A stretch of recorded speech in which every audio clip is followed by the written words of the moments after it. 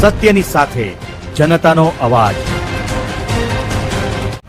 આપ જોઈ રહ્યા છો 24 ન્યૂઝ નેટવર્ક। તાજા સમાચાર, ઝડપી અપડેટ અને સચોટ માહિતી 24 ન્યૂઝ નેટવર્ક સમાચાર સૌથી પહેલા। નમસ્કાર, આપ જોઈ રહ્યા છો 24 ન્યૂઝ નેટવર્ક। સાંતલપુર તાલુકા પંચાયતમાં ભાજપનો કબજો।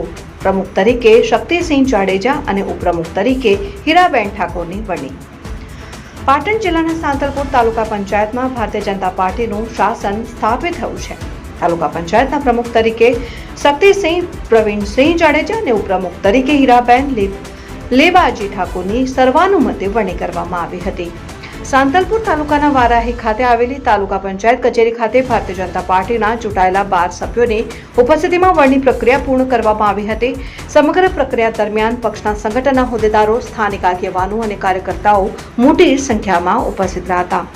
આ પ્રસંગે ધારાસભ્ય લવિંગજી સોલંકી વિશેષ ઉપસ્થિત રહ્યા હતા। ઉપરાંત કાર્યકર્તાઓએ નવા પ્રમુખ અને ઉપપ્રમુખને શુભેચ્છાઓ પાઠવી હતી તેમજ તાલુકાના વિકાસ કાર્યોને વધુ વેગ મળે તેવી આશા વ્યક્ત કરી હતી।